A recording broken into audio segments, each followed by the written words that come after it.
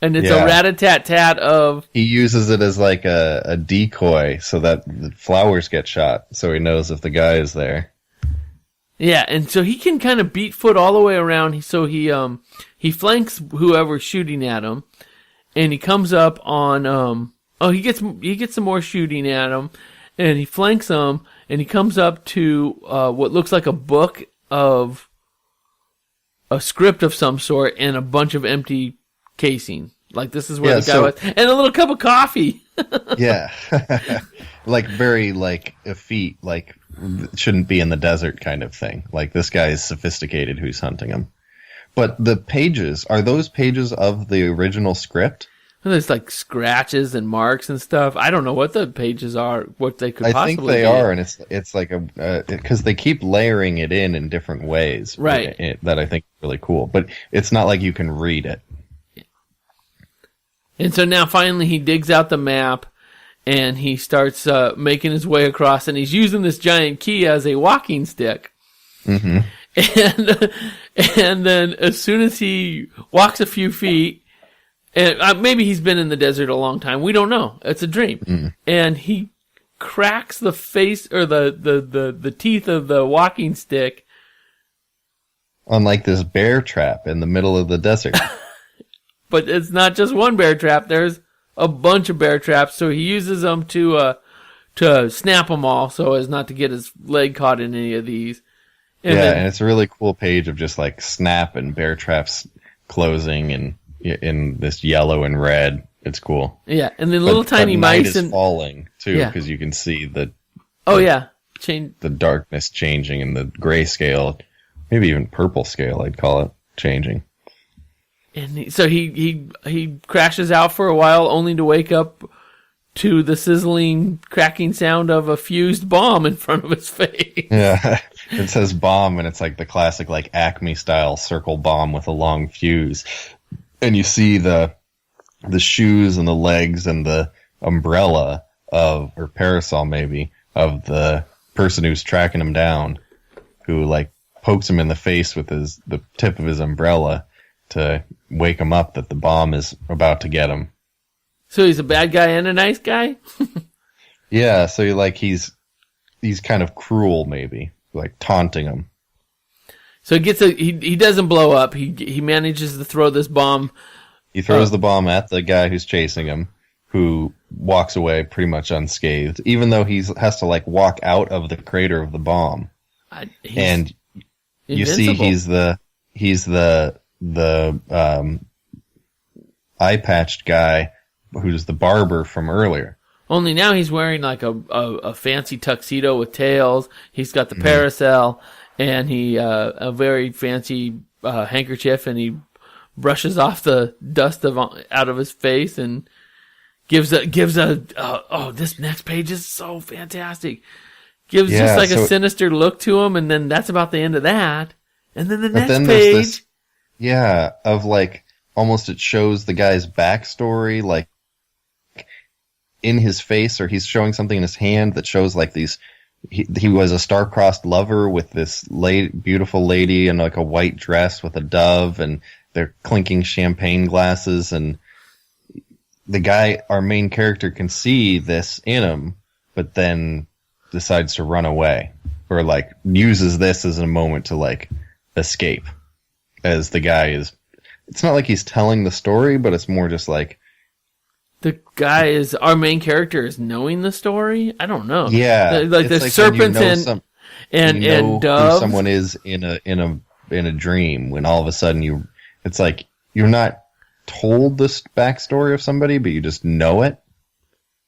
I don't know. It's this one almost I almost wish there was a little more explanation, but I think that's it's so pretty that I don't know if it does. But I think that's the beauty of this book is it's not going to give you any explanation anywhere. There's no handouts here, including on the next couple pages. He almost gets ran over by a car. Yeah, all of a sudden there's a road in the middle of the street, and he almost gets run over. And then he's like, well, maybe I'll hitchhike. But the cars are all going too fast. So then... lucky thing he has in his backpack a stop sign. And there just happens to be like an empty topped post, and he puts the stop sign there, and sure enough, he gets a car to stop. And who's in the car? Grace Kelly and the guy with the eye patch. Yeah, this the people he didn't want to meet. You know, it's like the person it's that classic running away dream where you keep running away, but then the thing you're running away from keeps showing up somehow ahead of you. And they offer him a ride. Well, they open the door for him. The window, and I think this is really cool because the reflection of him is in this cool art style, and then they're in a totally different art style, which is, that's what happens when you're looking in a window of reflection. Is you don't look the same as the person on the thing on the other side, but definitely not as drastic as this. Well, this is cool because as soon as they roll down the window, we see the reflection of his reflection change from like this elation, like excited grin, like, hey, I got a ride, I'm safe, to this grimace of, oh crap, it's you guys. And when they open the door to let him in, it's a lion comes out. So that's black and white, but a fully rendered lion in color. And this lion is fantastic looking. It's a great lion. And we get to see a lot of it in the next 2 pages. Yeah, so the lion gets out. Different art styles. And just does just goes to town on our hero. Just chasing him about. Great, stare down. There's great jumping, and he's on the ground, and the lion's swiping at him. And he grabs that stop sign, and he's going to fight with them. And then out of nowhere... It's 5 different art styles. Oh my god, and then there's another page of that same thing, and just when you think the lion's got the jump on him, crack, some great white hunter comes in a convertible and takes him out, and he's got 2, native people, people of some kind, from some Zimbabwe tribe or something, who are roping this lion onto the, this dead lion on top of the Cadillac convertible and driving away. Yeah, so it's all of a sudden right as he's about to die, you never die in a dream, you just almost do. You just almost do. And then, yeah, all of a sudden now he's free to start walking along again. Yeah, so just as another little aside, the art here on the very bottom is so just straight out of somebody's doodling sketchbook. The landscaping is, but the car has got some detail, but the car is cartoonishly above the ground, like a cartoon car would fly off the ground. Yeah. As it drives away. This is nutso art. So Larry, are we going to do the whole book? We're going to have to put the pedal to the metal here because... Yeah, we might have to just go over some of the bigger sets instead of as much of the page by page because the art is just too much, and this, I don't know how many pages this is, but there's a lot of story here. Right, okay, but so maybe we'll just hit some of our favorite scene, or our favorite moments, or favorite pages. I think that's a good way to go. It's not the stuff is connected, but it's not that connected. There's a bunch of different sections that are pretty discrete. That lion thing pretty much stands alone. Uh-huh. And then there's a nightclub scene where he gets invited to this nightclub, and then it just goes on from there. There's more and more and more. Do you have a favorite section you want to get to? I think when he finally gets a chance, there's a campfire just burning. This Smokey the Bear, who's just so cartoonishly squashes out the campfire before he gets a chance to smoke the cigarette. How about you? I love all of the situations where he's just about to get a light on his cigarette. Oh, about go. Maybe there's 2 parts that were really funny to me. One was there's this guy who is running alongside him in the desert, and he's holding a giant ice cube, or in the old days where they had calipers to hold giant ice things because they didn't have refrigeration.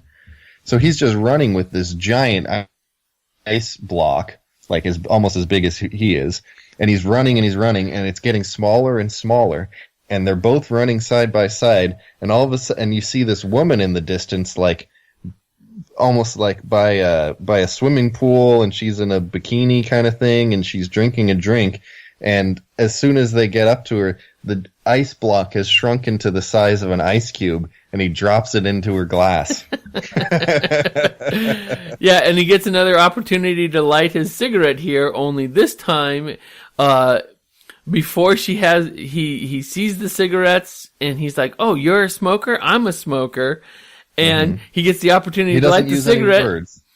And before she looks into her purse like she's going to get the cigarettes, she smacks him with a pie in the face. And then a shark jumps out of the swimming pool and attacks him. And punches the shark in the face. And then he has this whole thing with she's like, the water is salt water for the sharks. Yeah, that was funny. Yeah, so there's a bunch of this. There's a couple more of these. There's the tiny martini glass filled with the cement mixer. Nuts. Yeah, right? So the bad guy gets his martini out of a cement mixer, and then our hero tries to get a drink out of the cement mixer, and it just has cement in it. That would happen in a dream. He helps some old ladies find one of their golf balls that have gone missing, and they give him a whistle for emergencies. And then there's some more of that background. Yeah, another like item. When is he going to use it? Yeah, another item. When he's going to use it.